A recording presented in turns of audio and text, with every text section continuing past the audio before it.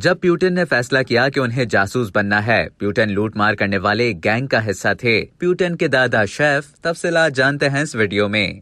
Vladimir Putin इस वक्त जिस ऐशो इशरत की जिंदगी गुजार रहे हैं और उनके आगे पीछे दौलत और सरवत की जो रेल पेल नजर आती है, उनके खानदान के अफराद ने कभी इसका तसव्वुर भी नहीं किया होगा, जो सादा और आम लोगों जैसी जिंदगी गुजारने के आदी थे। कहा जाता है कि पुतिन के दादा शेफ थे और कम्युनिस्ट लीडर स्टालिन और लेनिन के लिए खाने तैयार करते थे। पुतिन के वालिदैन व्लादिमीर स्पिरिडोनोविच और मारिया इवानोवा ने उस वक्त शादी की थी जब दोनों 18 बरस के थे। पुतिन के बचपन के दोस्त ने बताया कि पुतिन के वालिद बहरी फौज में सेलर थे और जंग अजीम से पहले आबदोजों पर काम करते थे। बाद-ए-ज़म वो खुफिया तंजीम KGB से वाबस्ता हो गए और उन्होंने छाता बरदार फौजी की हैसियत से भी खतरनाक मुहिम्मात में हिस्सा लिया। एक बार वो जर्मन फौज के कब्जे वाले इलाके में हथियारों की एक फैक्ट्री को तबाह करने की मुहिम पर भेजे गए थे। उनके साथ 20 छाता बरदार फौजी उस इलाके में उतारे गए थे, लेकिन उनमें से सिर्फ 3 या 4 रूसी फौजी लौट कर वापस आए, जिनमें से एक पुतिन के वालिद थे। ताहम वो शदीद जख्मी हो गए थे और जब वो सेंट पीटरबर्ग वापस आए तो यहाँ उन्हें एक फैक्ट्री में हल्का फुल्का काम करने की जिम्मेदारी सौंपी गई।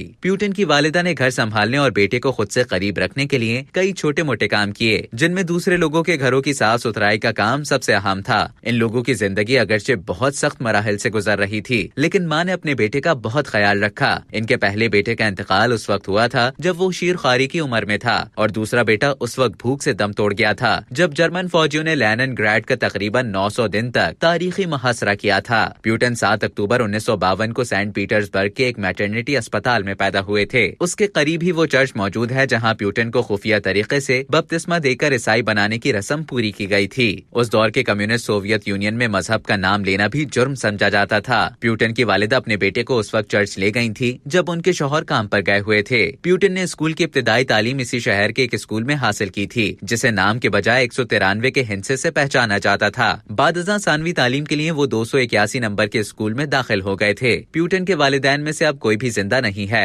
14-15 साल की उम्र तक पुतिन गलियों में गुंडागर्दी और लूट मार करने वाले एक गैंग का हिस्सा थे, लेकिन जब इस ग्रुप के सरगना को जेल की हवा खानी पड़ी तो मुस्तकबिल के सदर ने अपनी जिंदगी गुजारने के तौर तरीकों को बदलने पर गौर करना शुरू किया। वो अब स्कूल की क्लासों में ज्यादा दिलचस्पी ले रहे थे और खुद को नज़्म ज़ब्त का पाबंद करने की कोशिश करने लगे थे। उनके पुराने दोस्त ने बताया कि पुतिन ने एक मौके पर बॉक्सिंग सीखने का फैसला किया था, लेकिन पहली ही मश्क के दौरान वो इस हाल में घर लौटे थे कि उनकी नाक टूटी हुई थी और नथनों से खून रवा था। इस वाक़े के बाद उनकी वालिदा ने उन्हें बॉक्सिंग सीखने से रोक दिया था, लेकिन वो मनमानी करते हुए बॉक्सिंग की क्लासों में शरीक होते रहे और कुछ अरसे में ज्यादा ताकतवर नजर आने लगे थे। 15 साल की उम्र में उन्होंने जूडो सीखना शुरू कर दिया था और इसमें खासी महारत हासिल कर ली थी। 18 साल की उम्र में वो लेनिनग्राड के जूडो चैंपियन बन चुके थे। ये उनकी वस्त जवानी थी जब उन्होंने फैसला किया कि उन्हें जासूस बनना है। इस मकसद के लिए पुतिन ने जर्मन जबान सीखी और आखिरकार वो रूस की खुफिया सिक्योरिटी सर्विस में भर्ती कर लिए गए।